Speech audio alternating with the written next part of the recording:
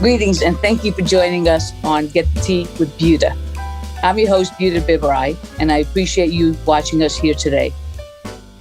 As this is a big election year for the Commonwealth, we have decided that we're going to change our focus a little bit and make it all about the elections. Today, we have the luxury of being able to have some candidates who are running for the lieutenant governor position. We're going to be able to ask them some questions, and we're also going to be able to hear from them what their promise is for Virginia. We hope that you will be you'll be in a position where you can hear from them and also be able to make a decision for you as to who you wish to support and who you wish to vote for. As part of our panels, today we have Rizwan Jaka. He will be joining us, as is Philip Thompson and Tanja Thompson. They'll be introducing themselves to you, so we'll start with Rizwan first, please. Thank you, Buta, Madam Commonwealth Attorney. Appreciate your leadership and thank you for hosting this. Thank you to all the candidates and officials for your courage to run for office and serve our Commonwealth and our country. Rizwan Jaka, I am the chair of the board of the All Dulles Area Muslim Society. And I always start out with the greeting, peace, salam, shalom, namaste, sat sri akal, Allahu Abba, representing multi-faith communities. I'm part of many interfaith, multi-faith organizations as well, and scouting. And as mentioned, the Adams Center is the second largest mosque in the USA, the largest in Virginia, with 11 branches and satellites. My wife and I have 6 kids. They're all scouts. We're big into scouting. Again, we're nonpartisan, nonprofit organizations, and look forward to hearing everybody's perspectives today. Philip? Philip Thompson, attorney, former Marine, married to Tanja Thompson, who's on here, so you'll get my better behavior today. I know many of you have met you or talked to you or argued with you on Facebook or something in some way in this state. I'm a former president of Loudoun NAACP, former state board member, criminal justice chair for the state NAACP. I'm current board member of the ACLU, working in advocacy for minorities and the poor in the state of Virginia. Excellent. Tanja? Hello, everyone. As Buta just mentioned, my name is Tanja Thompson, and I want to really be able to talk about and hear from different perspectives as I am on a number of different boards, and one being the Health Commission here in Loudoun County. Also, Cancer Coalition, as I am a 2-time breast cancer survivor. So really looking to see what it is that Virginians and the lieutenant governors that are here on the line have to talk about, how those things relate to our people of color and those that are without health care. I am also a 25-year military veteran. So really also looking to see how and what you all are going to be doing and helping our members that are coming back that are dealing with PTSD as well as health-related issues, mental health-related issues. Thank you. Thank you. Thank you to each of our panel members. What we're now going to do, just by way of introduction, allow every one of our candidates to have a 2-minute opportunity to be able to tell us a little bit about who they are and also what their platform position would be for their candidacy. So I'm going to start with you, Andrea, please. Thank you, Buta. Thanks for having me here tonight. Andria McClellan. I'm zooming in from Norfolk, Virginia, where I serve on the Norfolk City Council and represent 125,000 Virginians, which is the largest constituency of anybody in this race. I am running on a platform of creating more equitable access to opportunity and to break down the barriers for all Virginians who are struggling to get ahead. And I understand what that's like, having been raised by a single mom who juggled multiple jobs to make ends meet. After graduating from Virginia Beach Public Schools and working my way through the University of Virginia with 4 years of work-study program jobs and Pell Grants and lots of student loans, I then ran 2 small businesses of my own before returning home to the Hampton Roads area, where I saw too many families who were struggling as my mom had. And so I've used my business background to raise money for great organizations that help support victims of domestic violence and homeless families and those who have been incarcerated with reentry programs and job training. And then I got involved with my local Democratic committee in 2008 and became a precinct captain. And then in 2016, I ran against a 16-year incumbent for the Norfolk City Council position and was told to wait my turn. and that it wasn't my time. And fortunately, was able to beat him in 19 of 23 precincts. And now I've been focused on issues of public transit. I'm vice chair of our local transit authority. My grandfather drove a bus for 40 years, which is so great to be back in that realm. Access to broadband, which addresses education and healthcare and workforce development. Access to a clean environment. Norfolk's had a lot of redlining over many, many decades, and we're trying to reverse that course now with infrastructure issues as it relates to flooding.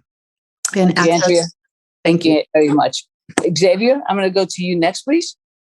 Yes, madam. Thank you for having us and also the panel. I'm Xavier Warren, and I want your vote and support to be the next lieutenant governor because Virginia, we are in a COVID crisis. We're also in a racial crisis, climate crisis, and an economic crisis that has caused hundreds of Virginia small businesses closed, thousands of Virginians lose their jobs. Our students in schools suffer a digital divide. Our cities and counties, local government budgets are upside down. And also, a lot of people have been left behind and were hurting financially before COVID arrived, but COVID made it worse. Beyond presiding over the Senate and performing any tie-breaking vote, the lieutenant governor actually serves on business committees that focus on generating economic development, advancing entrepreneurship, and also creating jobs. See, I've witnessed firsthand what an economic downturn can do to our community. I was born and raised in Danville, Pennsylvania County. And when manufacturing and textile jobs shipped overseas and tobacco started to decline, thousands of people lost employment. Our areas are suffering brain drain, especially in a majority part of Virginia. So I left and went to one of our historically Black colleges, Hampton University for my undergrad and Georgetown for my master's, where I currently reside in Arlington County.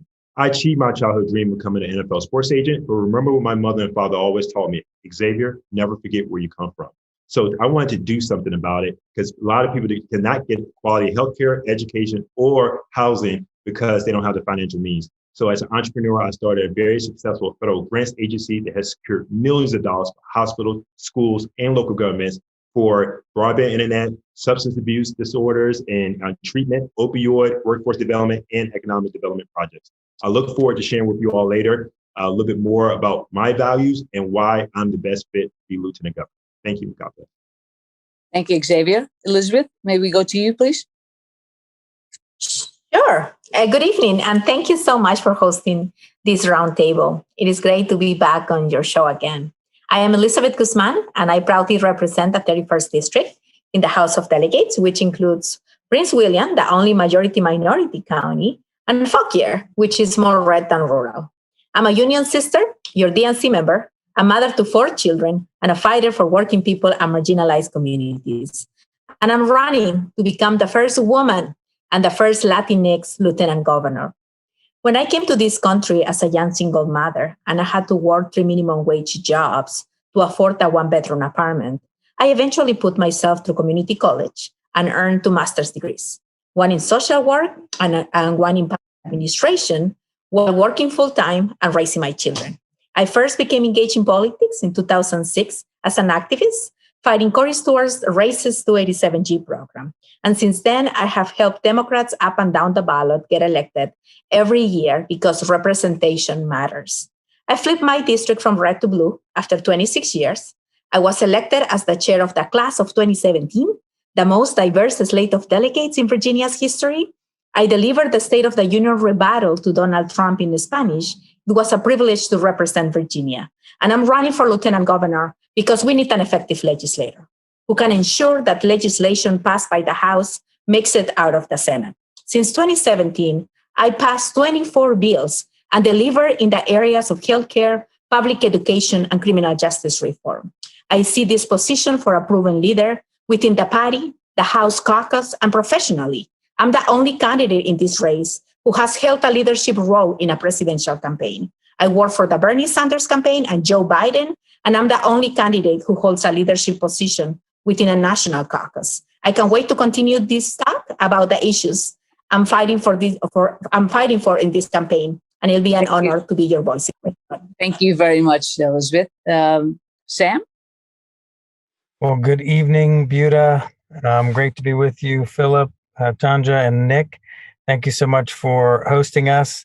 I'm sorry that I'm joining you from my vehicle. I'm on the road, campaign trail. I was just eating some Bengali food in Loudoun County, and now I'm in Fairfax County in a parking lot coming to you. And so thanks so much for opening this up. It is great to be with you. You know, growing up as a religious and ethnic minority in the western half of the state, it was always about building broad coalitions. And as a child of immigrants, growing up in a working class family, we really had to hustle to make sure that we could meet people where they're at and build those broad coalitions. And I've loved being able to do that in policy and politics. We've, in fact, built a whole campaign around our 3 family values. My wife and I raised our 3 kids with always tell the truth, always be kind, and never give up. And those are the same kind of values that we bring to the coalitions that we're a part of. I'm a member of the Virginia Legislative Black Caucus and a member of the Virginia Legislative Rural Caucus. And I tell you, equity is front and center in a lot of the work that we do. I think it's important to lead with our values front and center. That's why, as we've brought truth, love, and grit into the campaign, we structured the whole campaign that way, crowdsourcing good ideas, connecting people with the government services that they need to help them as part of building goodwill in campaigns. And then through Virginia Grit, visiting every city and county in person in a safe way. That's what I'm out doing. We've been able to gather lots of great endorsements from state senators on down to school board members, from the Sunrise Movement over to Our Revolution, United Rural Democrats. So we hope to continue building on this coalition, and it's great to be with you tonight to engage in some of this conversation. Thank you, Sam. And then we're going to close out with Mark. Thank you, Madam Commonwealth Attorney and folks on the panel. I am Delegate Mark Levine. I proudly represent the communities of Alexandria, Arlington, and Fairfax in the Virginia House of Delegates. The leadership has entrusted me with not one, but 2 very, very important subcommittees, which I chair. One is the Constitutional Amendments Subcommittee. So every constitutional amendment in Virginia has to come through my subcommittee. And the other is the Public Safety Subcommittee, dealing with very important questions of police reform and justice and jails and treating people fairly. I grew up as a Jewish kid in Nashville, Tennessee. I'm used to being an outsider. The 2 great causes of my life, and I've spent at least 30 years in activism, 25 years before I ever ran for anything, were domestic violence after following the murder of my sister. First law I ever wrote was to protect families of domestic violence, and marriage equality and gay rights in general, fighting those battles long before anyone thought they had any hope of success. In the Virginia House of Delegates, I've put forward to transparency so that folks can know what's going on behind the scenes. That's something I'm very proud of, along with just a lot of legislation. 47 bills just last year, passed half of them. I want to be lieutenant governor because I want to do the job of lieutenant governor. I want to visit the counties and cities after I'm elected to hear from you. I've been doing that as Mark's monthly meetups every month since I've been elected for the last 6 years, because I know the best ideas come from you. And so I want to go to every one of the 133 counties and cities and talk with folks where they live, where they are, whether it's a diner or a farmer's market or a church, and get those ideas, because people feel really disconnected from their government. And I know that Lieutenant Governor serves in both the executive and the legislative branch. So we can take the best ideas and bring them to the governor, whoever she or he may be, and also brings the legislature. I will have a legislative agenda as Lieutenant Governor. I know the Constitution only requires Lieutenant Governor to work 2 months out of the year, but I'm going to be Virginia's first full-time Lieutenant Governor, and I hope to set the trend for the future. Thanks. Thank you very much. As we planned, what we will do is we'll have each of our panel members ask a question. Each candidate will have 2 minutes to respond. The order that we're going to take regarding the questions is going to be, I'm going to start with Tanja. I'll follow up with Rizwan, then Philip, and then I will also have a question, and then we'll rotate that. Each of the panel members will have 2 questions in total. So that is the format that we will follow. So Tanja, if you would like to lead us with your question, please. Yes, thank you so very much for that. One of the things that I've heard you all talk about, and this is something that I've seen throughout, not only in Loudoun County, but in the federal government, and that is opportunities for small businesses. I hear everyone throughout these town halls, as well as these meetings and conversations, I always hear about helping the small businesses. I want to know specifically, don't give me some large anecdotal of what you think that you might want to do. I want to hear specifically, how are you going to hold counties as well as government so that our small businesses can actually operate so that they can feed their families? Because you talk about feeding families, you're talking about education, all of those different things, but what are you doing specifically in procurement and ensuring our small businesses are able to get some of these large contracts. So anyone can start. I like to start. Tanya, great question. And I like to start because I am a small business owner. I have actually 2 small businesses. And I tell you right now, it's a hassle to even be an entrepreneur, start a business in Virginia. By the time you pay a license tax, a property tax, by the time you try to even compete, even for a government contract or a grant, it's highly competitive, and it actually is an unfair system. I actually have a very successful government affairs business. And one of the things unique about me, Tanya, I've lived and worked in both rural and urban Virginia, and coming from someone with lack of financial opportunities to now, God bless you, become a successful entrepreneur. I learned that the difference between the have and the have-nots is those who know and those who don't know. And it's an unfair system. This is what I plan to do as lieutenant governor, because the lieutenant governor actually, like I said, sit on boards that focus on fostering entrepreneurship. One, we have to do technical assistance. Our small businesses are left out to dry, as in how to even, do the application process. I mean, even look, you saw what happened with PPP. A lot of the individuals went for PPP. They didn't even know what a DUNS number was, how to get it set up. There's a disconnect from what happens from our members and elected officials to the people that actually boots on the ground. We have to support our small businesses because they account for the majority of the workforce. So 1, I want to do technical assistance. 2, we need to increase the capital. We need to open up and make it fair for them and with the banking system. 3, we need to be able to have them to be subawardees. If they're not the prime, we need to make it intentional that minority serving companies, women, veteran owned, or people of color, are either, if they're not prime, be subawardees. That's how they're going to learn to be able to uplift and ride the tides so they can end up being prime awardees on federal contracts, but also most importantly, state contracts.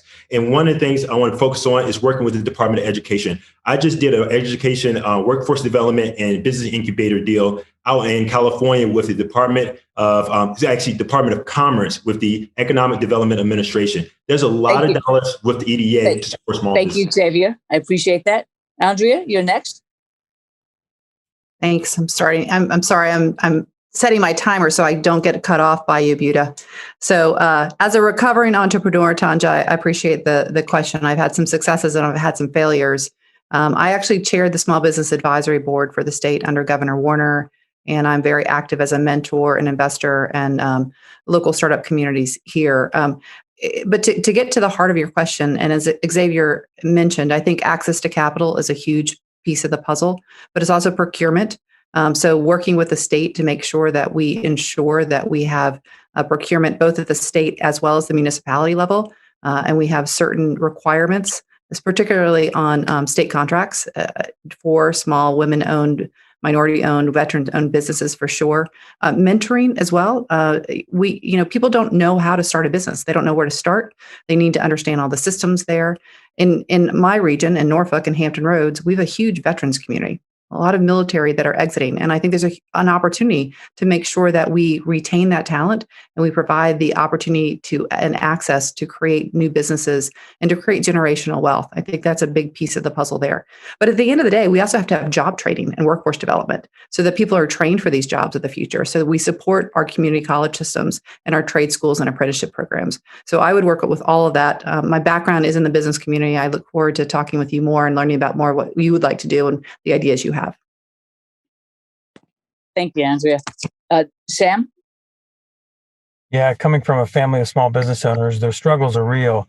One realignment that really needs to happen in Virginia, maybe in the left side of the equation with regards to how we coach things, is, right now, the smallest businesses, the micro businesses, really align themselves more with the chamber than they do with the needs of blue collar America. And that desperately needs to change. And we have to think through how we're going to realign a lot of those policies. That's the way we can build a broad coalition. And that way you don't feel like, the smallest businesses, what we call micro businesses, are pushing back against some of the healthcare reforms, some of the paid family and medical leave, the minimum wage. Why? Because sometimes we're not as empathetic as we need to be. So specifically, what we can be doing here in Virginia is be thinking through a number of different pieces. Number one, on my website, I outline a refundable small business sales tax. So that way our real micro businesses, the smallest businesses on Main Street, having a portion of their sales tax refunded back to them, which is critically important, I think, during this time as we're thinking through this transition. Continuing to pump more money into Rebuild Virginia. We've just put $100 million into Rebuild Virginia for these small business grants, especially in COVID recovery. But continuing to feed into that is going to be critically important as we move forward. And I hope that we'll be able to put some of the surplus that was announced by the governor further into Rebuild Virginia. And then it's been mentioned, but specifically with the SWAM contracts, we've made significant progress, but the bar was so low in Virginia 4 years ago that even with pretty much doubling the amount of SWAM contracts that were out there that at the state level, we still have a lot more to do. So thinking beyond the executive orders that have been pushed and ensuring that we can ensure that the small women and minority-owned businesses are having a strong seat at the table. Thank you, Sam. Elizabeth? Sure, thank you. Well, I would start by saying that as your delegate, I've been fighting for small businesses, ensuring that PPP loans get into the hands of small businesses and women and minority businesses are protected. But there is as the wife of a small business owner, I could tell you that the problem is that definition of a small business. In Virginia, a small business with 250 employees is called a small business. So what happened when there is help out there, then it's absorbed by the 250 employee, and we leave behind the real small business, which is with 50 employee or less. So the first thing that we have to do is change the definition of a small business in Virginia so that aid that we prepare gets to the right hands. The second thing is that I believe that resources for a small business are scattered throughout different government, to the federal government, to the state government, to the local government, but we don't put all of those resources together. So I would like to create a hub where we put all of these resources together, and it's overseen by the Small Business Administration in the state, so we can connect the dots and provide those resources to the small business owners so it could be easier for them to become small business owners. As well, I think that we have to take the opportunity that providing more apprenticeship programs when people is in high school or when veterans, decide to leave the military. So they can gain new skills to join the civilian world. And they could start with apprenticeships, but then those apprentices could turn into business owners. So we can help them to become business owners as well. So I think that's what I would do. Thank you. Thank you, Elizabeth. And Mark? I think we need a hotline. I think we need a number where people can call and get some basic business advice. It's kind of like the hotline that I helped work on in Arlington for domestic violence, sexual violence. Look, the real problem with small business, it's the red tape, right? What do you have to do in your locality? Now, what do you have to do at the state level? Now, what are the federal tax requirements? We have the information, but not the state has the information, the localities have the information, but the business owners often don't. Or you've moved to a new area, or you have several businesses in several areas, or you've never been a business owner before. So let's provide that service. It's not expensive. Let's answer these basic questions. Let's put people in the right place. Maybe you're a small business owner or women-owned or minority-owned, but you don't know how SWAM contracts work. Well, you call that hotline and get that answer. Maybe you're someone who wants to get into business. We do have to increase our apprenticeship programs and our education so folks know what they can do. But let's also not count unions out. There's this myth that unions are anti-business and business are anti-unions. They actually work together well when you use them. For example, the best apprenticeship programs in Virginia are union apprenticeship programs, where they go and they train people to get a good wage and to learn on the job. Project labor agreements, for example, help unions, absolutely, but more importantly, they help businesses get good quality work on time. So it's not an either or kind of thing. And I think that as Lieutenant Governor, setting up such a hotline and making sure that we're accountable, that's what I'm trying to do all the time as Lieutenant Governor, give people the answers they need so they can do it. And finally, internet broadband. We've got to increase internet broadband to help businesses all across Virginia. Thank you, Mark. So Rizwan, you get the next question, please. Thank you all. The question I have, being a 16-year member of NAACP and the co-chair of the Virginia, Maryland, D.C. Muslim Jewish Advisory Council, is about hate crimes and civil rights. We've seen the rise in hate crimes against Asian American, Pacific Islanders, and against African American and Latinx and Jewish, Muslim, and Sikh and LGBTQI communities continue to increase.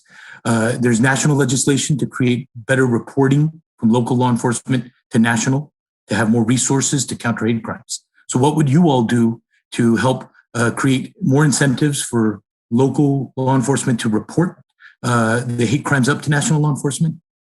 What would you all do, and what your perspectives are about grants for security for houses of worship from a state level perspective, and also vulnerable community centers? And then, so those would be the two questions I have. So I'm just going to start in reverse order. So Mark, I will start with you, and then we'll go to Elizabeth, Sam, Andrea, and then Xavier. So I've worked on this issue for a very long time. I worked on this issue back when I worked for Congressman Barney Frank on the Hill, and worked on the first hate crimes law, working with folks like Judy Shepard, Matthew Shepard's mother. Hate crimes are horrible. Doesn't matter which community they occur. And communities feel when there's a crime, a hate crime, everyone feels attacked. I feel that as a gay man. I feel that as a Jew. I know that whether it's women or racial attacks or attacks against minorities of any kind, Asian Pacific. So what can we do? We have increased in Virginia with actually Delegate Torian's bill. We now report them, but they exclude some people. In fact, I had legislation just this year to add gay folks and trans folks to the list of people for whom bias-based policing was illegal.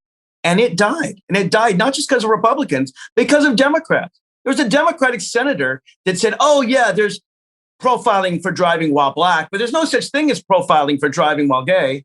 Apparently, the senator had never heard of Stonewall, where transgender people of color led the way because of profiling. In fact, half of trans Virginians feel they are the subject of profiling. So what we have to do is we have to get police to tell when other police are doing profiling. That's another bill of mine that I've put forward, the Good Apples bill. If a police person commits misconduct, law enforcement profiles someone, they're not going to turn themselves in. It's up to the other person in the car to say to their superior, hey, this is profiling. We have to stop this at its base long before it gets to the horrific trial that we're seeing of George Floyd's killer in Minneapolis. And we absolutely need security for houses of worship. I've stood with Muslims and Christians where there's been attack on Jewish communities and on mosques, and people always come and stand in solidarity then. We absolutely need the state to look out. There have been shootings in Black churches. We have to be aware of these things. We have to get the material and let people know Thank you, Mark. Elizabeth? Well, thank you for the question. As the only immigrant on this race, I face certain issues that but I have to learn them, but I've lived them myself. So definitely I have seen, as representing also a majority minority county, where we are happy to house the Muslim Center here in Prince William County. So I would say that we definitely, need to address these hate crimes. And I think we have started. I was proud to chief co-patron the bill for the Office of New Americans in Virginia with Delegate Kathy Tran, and now we have a new board. And this is definitely a task that we need to address as part of the formation of these new Americans, of this Office of New Americans. We are happy that many immigrants have chosen Virginia to form a family, to establish a family and raise their children. And I ran in 2017 to make a Virginia a place where diversity was embraced and not disrespected, and we are going to get there. As far as law enforcement and training, during the special session, I introduced some past legislation to revise the board membership, a committee on training, and the Criminal Justice Services Board. I included the voice of people of color as well as mental health specialists, because in the past, they did not have that membership. So I think that accountability is extremely important in law enforcement. I introduced legislation where I require for local enforcement, anytime they have to stop someone to collect the race of the person, the age, and the immigration status. And I agree with you that information should be available to the public so people could see. If we're going to earn trust into law enforcement, then the public needs to see that we have a transparent and just law enforcement in Virginia. And I'm planning to also to support grants for places of worship that are attacked through these hate crimes. Thank you very much. Sam? Yeah, what a tough time, but it seems like parts of our history are continue to repeat themselves in lots of ways. In fact, Rizwan had talked about his family being deep in the Scouts, and I know one Scout project that they had done was right there in Leesburg, where they were highlighting this young man, Orion, who was lynched in 1889, but celebrating this by creating a place where people could come together and have these conversations about the various emotions, various struggles that people are going through, and while at the same time recognizing that we can't allow for this history to be erased. And here we are, fast forward, almost a year into George Floyd's murder, which is exactly what it was. And so what can we be doing as we move forward? Even when I go here in Loudoun or in Fairfax County, and you go to a house of worship, the mosques, for example, have armed guards. What is that? That we have come to that as a society. So Mark had brought up a great point about his bill, which was a great bill around bias-based policing and making sure that that's very broad. Number two, thinking through the grants that Rizwan had mentioned, because this is very, very costly for localities and local places of worship. And then number three, Buta, you can really speak to this, holding localities responsible. The Commonwealth Attorney is a very powerful position. And here at the state level, making sure that we put pressure on our localities, which we have the ability to do as a Dillon Rule state, to ensure that when certain thresholds are crossed, there is no gray space with regards to was this a hate crime or not. That's what I believe our role further can be. Thank you very much, Sam. Andrea? Listen, I agree with everything that's been said so far. I think we've got a lot of great ideas here. One of the things that I'd like to examine as well is why are these hate crimes happening? And what can we do to work with our education system to make sure that we're doing a better job of teaching our students about the real history of the United States, the good, the bad, and the ugly, which we haven't necessarily always done. I think that there's something to be said about civic engagement and bringing more people together to understand and appreciate our differences and respect for one another. That has been unfortunately missing in a lot of our communities. I don't think in Loudoun County necessarily. I'd like to say in Norfolk, we try and do a really one of the things that I created after the horrific events in Charlottesville was a community play-in and sing-along, and something as simple as music, where we brought all of our Virginia Symphony together and anybody could come out and play an instrument with them. And they played spirituals and classical music and patriotic music, and they sang, and we had dance and we had the arts. We need to bring people together. And right now we are such a divided country, and that's something that I really focus on. I talk about that Virginia wins by addition, not by subtraction or addition. And that's the type of leader that I'll be. But again, I agree with everything that everybody has said thus far. You've got a lot of great leaders who are running for this office. Thanks for the question. Thank you very much, Xavier.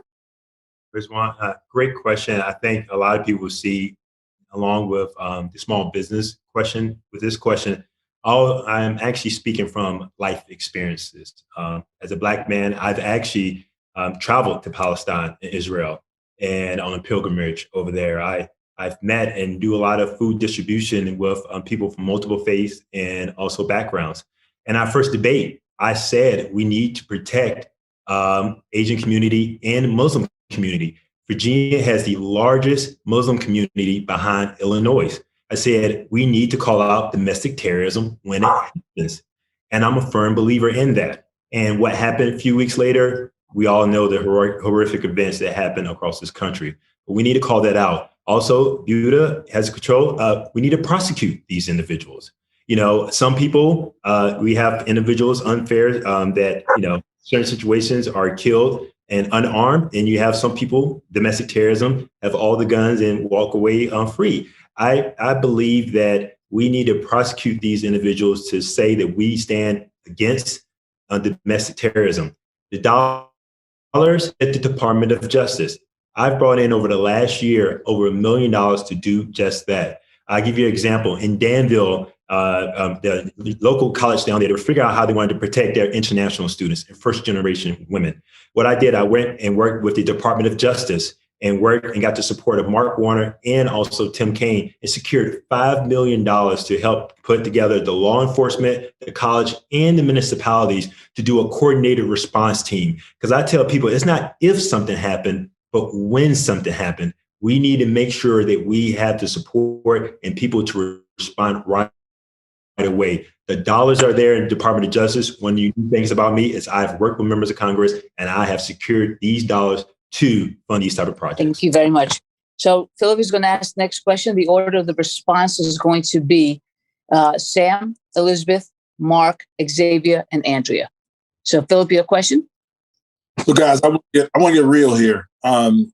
For background, I worked real close with Justin Fairfax over the last 4 years. And I watched how Ralph Northam kept Justin on the sidelines, even during the height of the COVID, when things were really bad, they had kept him on the sidelines. I know Terry left Ralph on the sidelines. So as a lieutenant governor, you really do not, you run for this office like you're really going to be doing something. But in the end, you're going to be running the Senate. You may get a tiebreaker vote here or there, like Justin was able to do on the marijuana bill just this week. But in reality, unless the governor gives you something to do, you don't have anything to do. So you guys talk about, all of you are some of you are legislators and you've done all these various things. You've been used to going and actually doing the things. How are you really going to get anything done to make any impact in this Commonwealth, knowing that you're going to be essentially a minister without portfolio and not really a part of the administration in any real policy sense, unless the governor decides that he wants to use you? What are you guys going to do? Tell us what you're going to do and how you're going to do it. Yeah, thanks for that question, Philip. I think it is really important because obviously you're exactly right. It's a very limited role, and if the governor chooses to have you very involved, then you are. If you're not, then you're not. In as far as the gubernatorial administration, so what can you do besides the tie-breaking votes? Besides having a platform with which to really elevate certain issues, which to me does bring some value. Besides working with our team members in the General Assembly, as I have over the past 8 years, one critically important thing for me is to be able to understand that the body of knowledge of what is wrong and the policy around it is separate from the body of knowledge and how to fix it. In other words, it is all about organizing and building power, building the organizational capacity to actually shift elections. So to me, one critically important thing that the lieutenant governor can do is to party build. Over the past 4.5 years, we've been doing that. We started the Impact Center, which has trained over 2,000 candidates, activists, and organizers in a new age relational organizing model that brings the best of neuroscience, moral psychology, and says, we're going to show that there's a better way to win. If you really want to advance policy and protect the policy that we already have advanced, then you've got to be able to elect people at all levels and build that real bench. And to me, that capacity building is even more important than some of the policies that we're pushing. Second, we started Democratic Promise, which challenges fundamentally the way we approach our field campaigns. Look, if we look at the 2020 presidential election, we have a lot of reason to be concerned. Across this country, the Democratic Party lost ground with nearly every single community of color. Black Americans, Latin Americans, Muslim, Indian, you just go down the list. We have a lot of work to do. We've got to challenge the way we fundamentally connect, or else in 2021, 2022, and 2024, we're going to have some trouble. That party building is an important part of what I want to do as your next lieutenant governor. Thank you very much. And then we had Elizabeth, please. Sure. So I think at this point, it's extremely important that being work in the legislators, that in the assembly, because you know how the system works. So you are not getting there and know how the process works. So what I said that would be differently is that I want to be an active caucus member. Traditionally, the lieutenant governor have not been caucusing with the state senators. I said that after I win the nomination and I win in November, my first phone call will be to the Senate Majority Leader and ask him that I want to be part of the conversations when they are developing their agenda for the next upcoming session, because there is a serious disconnect into what happens. The legislation that comes out of the House and gets to the Senate, it either gets watered down or killed. So I want to see what is the disconnect, because we represent the same constituency. Wherever we represent in the House, there are senators that are representing those areas as well. We have to be on the ballot every 2 years. Maybe that's a difference, that we have to knock on doors and ask what Virginians want. So definitely wanted to find what is that disconnect. I also think that as the chair of multiple commissions, I want to make those commissions relevant. And I don't want them to address only the needs of one area of Virginia, but actually travel across the Commonwealth and bring the needs of every zip code of Virginia, and those turn them into legislation, work with the House and the state Senate, so that legislation could become into reality. Finally, I think that with my background in public administration, I would like to be an active participant during the budget process. I think it's not acceptable that we have to wait to December to prepare a budget when we are going into the legislative session. I wanted to work early on, where we come to agreements and disagreements before to go into session. So we have a final product where the House agrees and the state Senate agrees, so we can waste less time having arguments on the floor. Thank you. Thank you very much. Mark? And So, then I'm sorry, Mark, and then Xavier, and then obviously Andrea. So I love this question. This question is the reason I ran for office. If I were only to go there and serve 2 months out of the year and break ties, I wouldn't be running for lieutenant governor. So first of all, I have a good relationship with all the candidates for governor, and I am pretty confident they'll give me good work to do. So whoever she or he may be. But all right, so I'll take your question. What if they don't? What will I do the other 10 months of the year? Well, I've already said what I would do. I would travel across the Commonwealth to meet face-to-face with folks in every single locality, every county, every city. Go out to Grundy, go to Petersburg, go to Chesapeake, go to Shenandoah. Talk with folks who often don't get a chance to talk one-on-one, face-to-face with a statewide official. I learned from Mark's monthly meetups that the best ideas come from ordinary Virginians, and they really don't necessarily come from the people who reach out to you. A lot of times they come from the people you reach out to, right? Beyond the lobbyists, go to folks. I'm the reason, why I brought transparency, so that ordinary Virginians could watch what was going on without having to travel all the way to Richmond. So I want to take those ideas and, yes, to have a legislative agenda. Recent lieutenant governors haven't had a legislative agenda, but there's no reason why we can't do it. Don Beyer did it. We can do exactly what the governor attorney general does. Have a list of bills, shop them around. Absolutely, sitting caucuses, and having served in the House for 6 years and knowing my colleagues there and presiding over the Senate, connecting them, making those things happen. Look, I've done a lot of things without the permission of the governor or the General Assembly. Transparency Caucus, that didn't go through legislatively. Get rid of Jefferson Davis Highway. I did that through working Mark Herring legally. The 24/7 sexual assault nurse examiners, I brought through a federal grant. There are lots of creative ways to solve problems. And it doesn't always have to be through introducing a bill and passing it. It's about building coalitions. And that's something Lieutenant Governor can do very well. And I look forward to doing it. Thank you very much. Xavier? Philip, first of all, I want to thank you for your leadership and your time at the Loudoun NAACP. I was there with Pastor Michelle when you all, and I did the march to the polls as well. And also thank you for the work you all did to help us get signatures to even get on the ballot. So first, I want to say that. Two, I actually have a working relationship with all the governor candidates, and I speak to them on a routine basis that because you want to cultivate a relationship. You stated about how Northam, Fairfax were left to the side. I'm actually going to be an added value. Someone who has lived and worked in both rural and urban Virginia, someone who graduated from public schools and also a minority service institution, someone who knows know how to write the name on the back of a check, but also as a small business owner, know how to write my name on the front of a check. It's critical in a time right now where we have hundreds of small businesses that have closed, thousands of Virginians unemployed. As stated, the Lieutenant Governor, beyond presiding over the Senate, performing any tiebreaker votes, generate economic development ideas. create jobs, and foster entrepreneurship.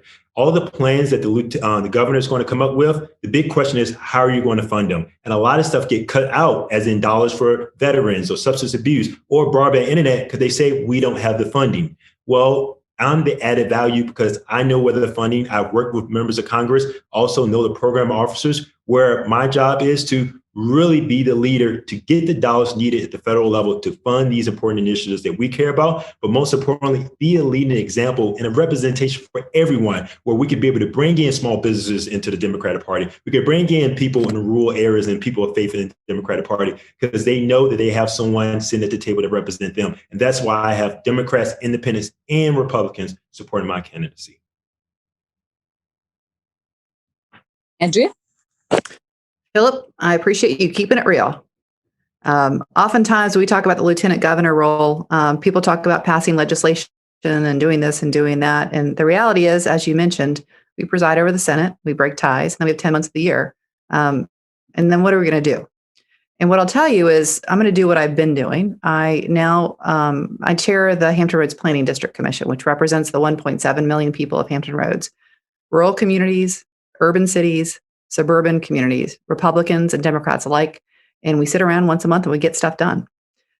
We have put infrastructure dollars together from 5 cities to build a broadband ring to bring more internet, reliable, affordable, high-speed internet to Hampton Roads. I also want to work on being the connection from the local city and county level to state government. And that's often missing. We have a lot of unfunded mandates that come down from Richmond. So to be able to understand how things work at the county and the city level is important. I want to work as an ex officio on the boards of Virginia Municipal League and Virginia Association of Counties. I think we need to have that connection. And I think that's a connection that I can absolutely bring, as well as looking at our environment. The work that I've done on flooding and environmental policy in the Hampton Roads region, those are the things that I want to do as Lieutenant Governor. It's a statewide platform to bring the best and the brightest resources together. I don't think any government would turn that down, and any governor would turn that down to provide those resources. I've got 30 years of experience in the private sector, the nonprofit arena, the environment, and the public sector, and a network and knowledge to put to work on day one. I think any governor would be would like me as a wingman or a wingwoman, and I look forward to that opportunity. Excellent. Thank you all for your responses. So what we also did is we solicited some questions from our community members. So I'm going to ask this question from one of our individuals who has asked us to ask this. In Virginia, we see that there is a wide opportunity gap in many areas.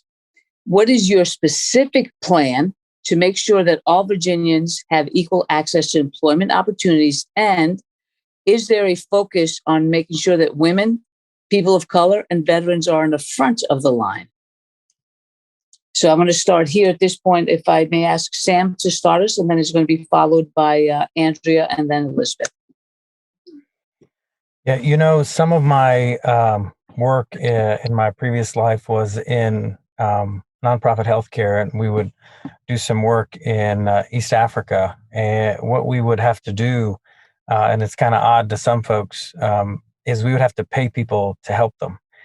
Because in some communities, people don't know what they don't know. When we talk about equity means that everyone has the same opportunity to succeed. And that may mean that we have to dig deeper into these communities with regards to the employment or some of the investments that we're making. So for example, here's the typical approach today.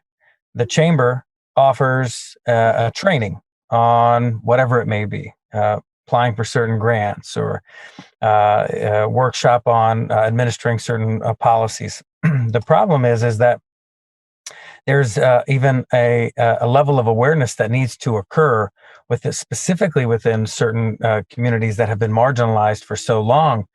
If you really want these communities to be able to crawl out and move up economically, then we have to dig down deep and make sure that we are intentionally going into these communities. So what can we specifically be doing?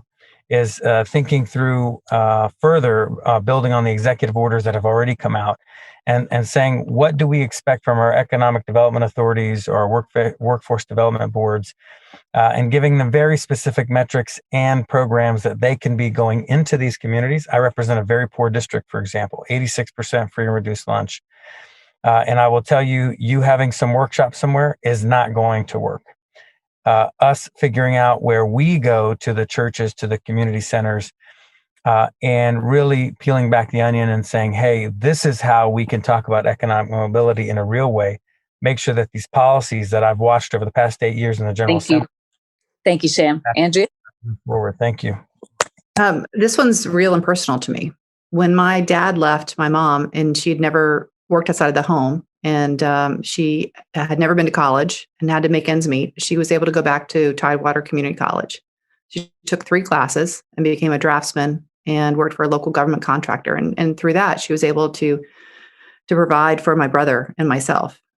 Supporting community colleges, supporting workforce training, apprenticeship programs, CTE at the high school level, making sure that we have good jobs. There are a lot of folks who need to be retrained, who need to be upskilled right now.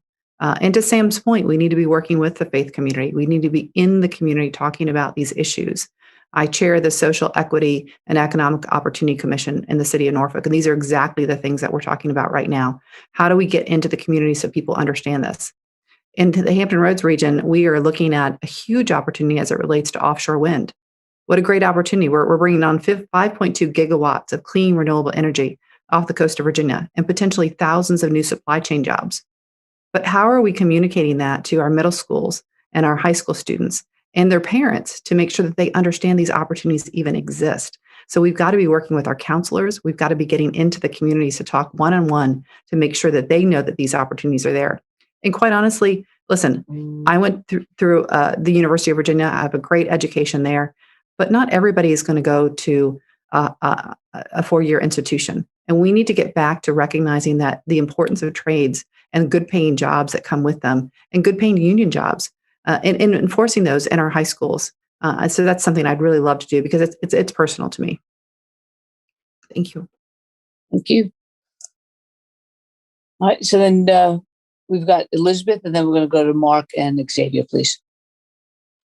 Okay, sure. So I would start by creating equal employment opportunity. I would start with rural Virginia or areas that have been forgotten, like the ones that I represent, where 70% of people in Prince William and Fauquier County commute to Washington, D.C. for a high-paying job. So we have to boost the economies of those localities where people could actually find a local job, and that includes rural Virginia. So when these corporations wanted to establish in Virginia, we need to invite them to establish where we are lacking employment opportunities. And they need to come not only to establish, but they need to bring with them investments in affordable housing and public transportation. Then we talk about the disparities also in demographics. I think anytime we have to fill out an application, we're always asked, what is your race? And you have to mark a mandatory question for a statistic. Well, we have to use that information beyond a statistic. And we have to ensure that we're giving the opportunities to those individuals of color that are applying for those jobs. I represent a locality where you go to the government office, it's a majority minority. But when we go there, most of the employees are white people. So do I feel welcome when I see that nobody who's working there looks like me? Or if I have to call to a number where nobody can speak the language that I speak? So we have to address those disparities. And there is opportunity to do it. But we are just not putting the systems in place to implement what is before us. And we have to look at improving those numbers by using that information that is before every single employer in Virginia. And that's how we're going to get more teachers of color. That's where we're going to get more opportunities for people of color. That's how we're going to get more opportunities for children who go to school in Title I neighborhoods. Thank you. Thank you very much. Mark? So systemic inequality is, I think, the single greatest problem facing Virginia, frankly, facing the nation. Economic inequality, racial inequality, gender inequality, equality for immigrants, inequality for folks in the gay and lesbian transgender community, some of whom are kicked out of their homes just as kids. We have this idea that in a capitalist society, equal opportunity for all means you all start at the same place, and then you go forward as far as your talents may get you. And that's a wonderful idea, but we don't start at the same place. My mom was a first grade teacher. I knew how to read long before first grade. That's an advantage I had. That's why we need pre-K for every single child in Virginia so they can get that head start. And we need a way to have people have a chance to get ahead. So of course that means raising the minimum wage, and that includes the tipped wage. That means promoting unions so that people can get decent jobs at decent wages and those apprenticeships that I talked about earlier. It means, by the way, one of my bills was to prohibit asking a former salary history. It's found that a lot of women, we are re-entering the workforce, are stuck when an employer asks their prior salary history and then lowballs them. That's actually one of the things that means that's one of the largest causes of women not getting equal pay for equal work. So in order to end systemic inequality, you have to go where people live. You have to be there. The rural divide, broadband internet, and answering all their questions and helping them get ahead. And that means in the schools, of course. That means in government. That means reaching out to people who don't know that they need to be reached out to, right? Certainly including language. We should absolutely provide interpreters for folks who need help in communities where they don't speak English. There's a lot we can do, but the heart of it means that recognizing not every citizen starts equally and recognizing that and dealing with it. Thank you, Mark. Xavier, you get to close on that question, please. Yes. So we've been sold dreams from our elected officials for years. Nothing has ever happened. I say this, that a lot of people, a lot of Virginians were hurting financially before COVID even arrived. COVID made it worse for them. But I want to give those folks hope. Look at Buta, who used to be a teacher, work at Costco and worked her way up to now she is where she is now. These are lived experiences that I have as well. Used to be a restaurant server, used to work in retail on Coliseum Drive to even pay for books. I came from a working class family that believed that a quality education was a gateway to a better quality of life. But coming from an rural area with lack of financial opportunities, I had to go thousands of dollars, over $100,000 in credit and student loan debt just to even get on a level playing field. And I still had to struggle to get to where I am today. That's why we need to be able to change that. We need to be able to support and build and cultivate the relationship between our K through 12 schools and our 23 community colleges and our minority serving institutions and historically Black colleges as well. I want to be able to implement what I call career guided pathways, which I actually work with the Department of Education to implement this system, where you literally work with the biggest employers and say, hey, what jobs need to be filled right now? And they say, these are the top 4 jobs. And we go to the high schooler, even the people come out of college or someone they want to be retrained, say, these are the jobs. This is only requires a high school diploma. This only requires an associate degree, bachelor degree, and this only requires a master's. But at least this is how much the job is going to be paying, and this is what you need. Two benefits. It makes it the parents and the student more knowledgeable of what they're getting into. And so it cuts out excess student loan debt, but also most importantly, it's very supportive of businesses because it creates this steady flow, a pipeline of workers. The best opportunity is for economic growth and financial growth. Is the reason why I'm running for lieutenant governor and I'm your candidate, because I have lived the experiences. And I was concerned that where we were headed, we're continuing to never see anything change financially. Thank you very much. So due to the time that we have, we are going to ask one more question, and Rizwan is going to ask that question. The responses will be in the order of Andrea, Xavier, Mark, Sam, and then Elizabeth. And then we will give each of you an opportunity to close for a 2-minute statement. So Rizwan. Thank you again. Appreciate it. The question I have, my wife Priscilla is actually on the Interfaith Power and Light of Virginia, Maryland, D.C. Environment is very important, from caring for creation, right? For caring for our environment, for climate justice, for equity, as many of you all have talked about. So there are obviously, many challenges with climate change that we need to address. What are your thoughts on obviously more investments in solar and wind power? Also, would you consider, advocating to reinstate solar, wind, electric tax incentives that have begun to sunset as well. And what other ideas you have on just climate justice, which marginalized and communities can be negatively affected by. So thank you. Rizwan, thank you for the question. This is something that's core to me. Climate change is not a future issue in Norfolk, Virginia. It is a here and now issue. Several days a month, the road that I drive to access City Hall in Norfolk is flooded on sunny days because of sea level rise. We have been addressing it. We need to continue to address it. I wrote the first climate action plan for our region. I serve on the joint subcommittee on coastal flooding and the American Flood Coalition Board. I think this is such a huge issue for the Commonwealth, and flooding's not just an issue in coastal communities. It's an issue in Roanoke and Stanton and Danville and Chesterfield and Alexandria because of these rain bombs that we're seeing.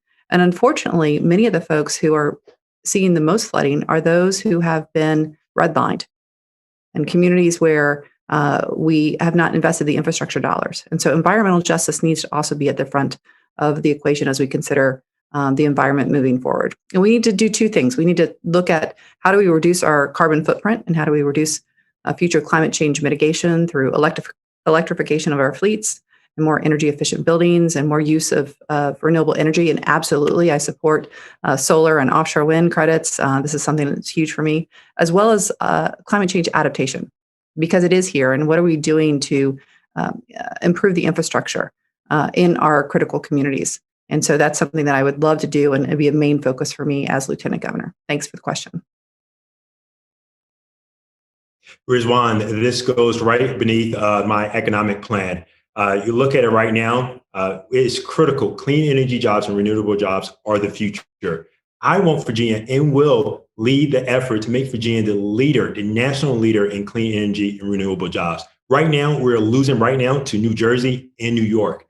We have ports and areas where we could be able to support not only our military families, but also our military spouses, where we could be able to build offshore wind. I want to be able to help subsidize helping build foster clean energy jobs here as well, and also provide tax credits to help people transition to EV cars and electric cars.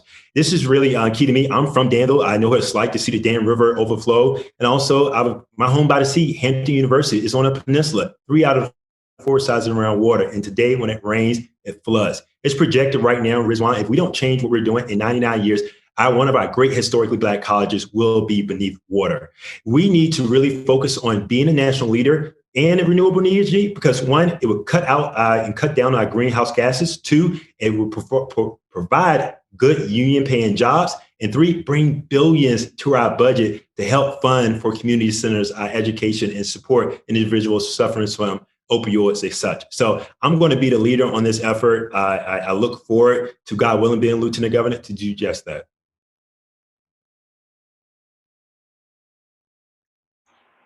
All right, Mark.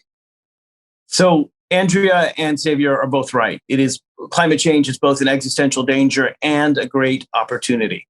I remember 10 years ago going on Fox News, arguing with people who brought snowballs in and said that climate change isn't real. It's real. It's already affecting us. And Norfolk is, after New Orleans, the single most dangerous place for climate change. And also, yes, Alexandria. We had 3 once-in-a-100-year floods just last year. They're supposed to happen 1% of the time. They happened all last year. The climate is changing, but it is an opportunity, both with green jobs. We have done a lot already in the Virginia General Assembly. We can do a lot more, but let's be clear what we've done with the Virginia Clean Economy Act. We've allowed solar energy so that you can make the energy yourself and bring it back to the grid. More offshore wind production, geothermal, hydroelectric. We have to do with all these things.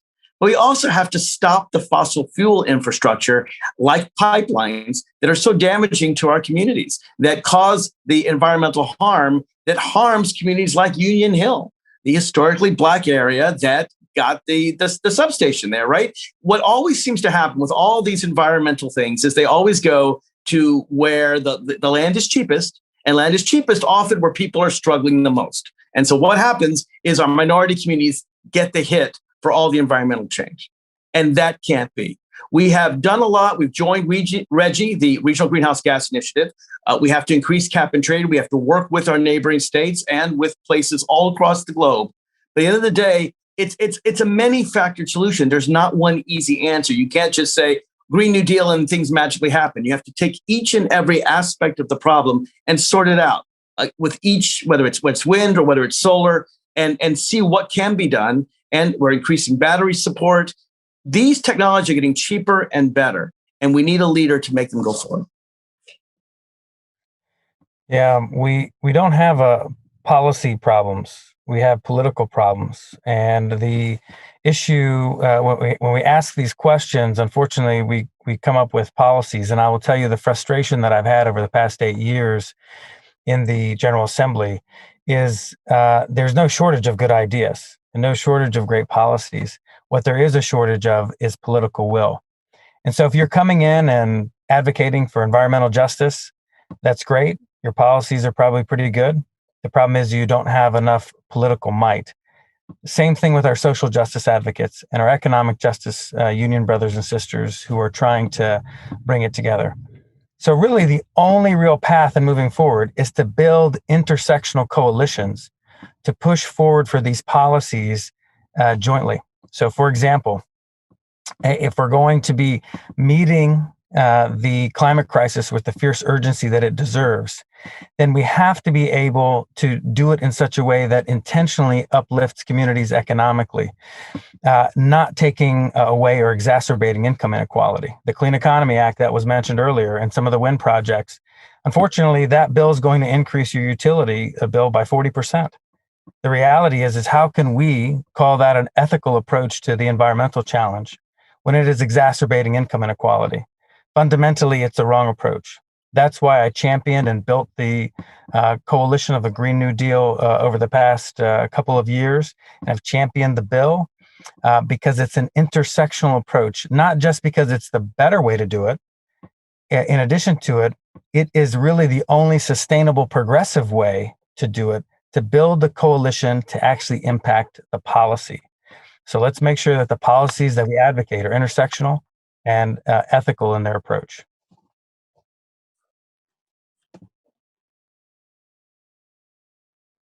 All right, Elizabeth, do you want to close on that question, please? Sure. So I would say that I introduced a resolution that will declare a climate emergency, and Virginia could have become the first state in the country to acknowledge that there is a climate emergency. That resolution passed the House, but unfortunately, it was not heard in the Senate. So that's one of the reasons why I'm running. What I would say is, as far as the issue of renewables, through the Clean Economy Act, we said that we will get to 100% renewables by 2035. I think that was the first step, but we need to build onto that. That is the floor, not the ceiling. I am committed to bring renewables before then, because if we wait to 2035, it's going to be too late. And we have to look at policy of protecting the environment. As we are working on that process, we need to ensure that jobs are going to be created, and those have to be green union jobs, high-paying jobs. So there is not disconnect in between labor and protecting the environment. As a union person myself, I could tell you that we care about safety, we care about training, and that is possible. We also talked, the question was, they were asking also about solar energy and how can we create incentives. I could say that on my first year in the legislature, I introduced to increase the incentives for solar energy, because when you want to go solar, it's like getting a second mortgage. And yes, you get a one-time rebate, but that is not enough. You know, it should not be that expensive. But the reality is that if we are serious about this, then we can bring it at a more affordable price. So I would like to see incentives, but at the same time, I would like to want them to be more accessible. Finally, I would say that I passed a resolution that it was not the Green New Deal, but it was called the Just Policies to Protect the Environment, as I serve as the Southern Region Chair for the National Hispanic Caucus of state legislatures. And I passed it with unanimous support, with even Republicans supported. So it's possible. Thank you. As we indicated, each of you will now have an opportunity to be able to close on your comments for 2 minutes. The order is going to be, we'll start with Elizabeth, followed by Mark, Xavier, Andrea, and then Sam. So Elizabeth, you just finished, but we're going to let you start again with your comments for your close, please. Okay, thank you, Buta, and thank you, everybody else. These questions were so good. Thank you for the. As a mother of 4 children, we have never had a woman serve in this as your lieutenant governor. We've never had an immigrant elected statewide. I am proud to be the first Latinx person to do it. I could tell you that it is easy, but it's not. As a woman working full-time, it is challenging. But I am committed. I'm all in to be your voice in Richmond. One thing that I learned throughout my life is that if you are willing to sacrifice, you can accomplish anything you want. And that's why I'm in this race, because I know I'm not alone. Together, we can build something that's never been built before. Our next lieutenant governor should be a coalition builder who will ensure the progressive bills that passed by the House finally pass the Senate. I've been named the 2020 Legislator of the Year by the Virginia Education Association and the Fairfax Federation of Teachers. I've received an A+ from the Sierra Club and was named legislative leader for the League of Conservation Voters. Our campaign has earned endorsement for several labor unions and various elected officials and activists across the Commonwealth. I've been endorsed by CASA in Action and Project ID, and also by Our Revolution. Our next lieutenant governor must build on our democratic victories and be a proven leader who fights for our shared values. I bring with me a 17-year career in local government in Virginia, and experience matters. I invite you to join Team Guzman as we work to recover from this pandemic, achieve racial justice, get broadband access for all, and build a Virginia that is ranked #1 for working families. I'm asking for your support, and I promise I will work the hardest to win this nomination and to defeat the Republicans in November. Remember, early voting starts April 24. Join Team Guzman at list4lg.com, and let's make history together. Thank you very much, Mark. So folks are going to have a tough choice in this Democratic primary. I do want to thank our host, Buta, and all the folks who asked the wonderful questions. But it is a tough choice, right? I think any one of us is leagues better than any of the Republicans running. But you have to make a decision. And I think you should ask yourself, well, what works for you, right? We will all transform Virginia in some way with representation, and that's a good thing. For me, I would be the first gay lieutenant governor in the entire United States. We've never had one in any of the 50 states before. And it is still a problem with kids. And I can tell you all the closeted people that come out to me that need help, including young people who are ignored by their parents. That's an important representation. But all of us bring something new and representative to the table. So then I think you have to ask yourself, well, what other metrics can we use? Maybe we want the most progressive candidate. I'm proud to say that according to Virginia Plan Index, of the 4 legislators here, I'm the most progressive. And check out that index. It's based on our votes. So maybe that's a metric for you. But at the end of the day, I'd ask, who has a vision for what we'll accomplish? I have pledged that in the 10 months I'm not presiding over the Senate, to go out there to every single community and locality and hear people and listen and bring the best ideas to Richmond to help heal us. We've got to talk with one another. We've never been more separate as a society than we have today. And that's something I can do, and I've done in the past, and I'll continue to do. I think the lieutenant governor should be a full-time job, not just 2 months. Ask yourself, quick, what did past lieutenant governors accomplish? It's hard to say, and it's not the fault of the various people who've had the job. It's the fact that the job itself has been limited in scope. So let's broaden the idea. Let's take these great progressive ideas and shop them around. Talk red to blue. Go into communities where they don't see statewide elected officials. I want to bring Virginia together, and my vision helps accomplish it. And if you support me, go to levineforvirginia.com. Thank you. Thank you very much, Xavier. Buta, Rizwan, Philip, Tanya, thank you all for your time. Like stated, I'm Xavier Warren, and I want your vote to be the next lieutenant governor. Because I got in this race because I was a concern for Virginia. Again, hundreds of small businesses are closed. Thousands of people lost their jobs. 1 in 3 people have suffered pay cuts. Women have dropped out of the workforce at an 8-time higher rate than men. Budgets in city and counties are upside down. 50% of our rural hospitals on the brink of closing. That's our reality right now. That's our reality. And I got in this race because I was concerned, and I couldn't no longer stand on the sideline, not just talk about what we hope to do, but I wanted to bring my unique experience of what I've done over the last year, brought in over $20 million to be able to support hospitals, schools, and cities and counties to be able to help folks in need. You know, the biggest opportunity for change is always following a crisis. We've been heard promises for years, but generational wealth gap been widening over and over and wider every year, and COVID made it worse. Women still don't have equal pay for equal work. We've been hearing this for years. I plan to bring change. Virginia, we're tired of the political divide, the racial divide. It's time for new leadership. It's time for new ideas. It's time for a fresh start. And that's what you're going to get with me. Please visit Xavier, Xavier, Virginia spelled out.com. Thank you all for your time. Thank you for Get the Tea. I love this. I love the slogan, and God bless. Thank you very much. Andrea? Thank you, Buta. It was nice to meet Rizwan, Philip, and Tanja. Great questions. And listen, when I ran in May of 2016 against a 16-year incumbent, I was told to wait my turn. I was told it wasn't my time. Unfortunately, I beat him in 19 of 23 precincts. But fast forward to 2021, I would tell you it is about time. It is about time that Virginia broke the glass ceiling, elected our first female lieutenant governor. But beyond gender, I bring 30 years of experience to the table, 30 years of experience in the business sector, the nonprofit arena, the environment, and the local public sector. I'm a pragmatic, practical, progressive who has solutions, who can tell you what I've done, not only just what I'm going to do.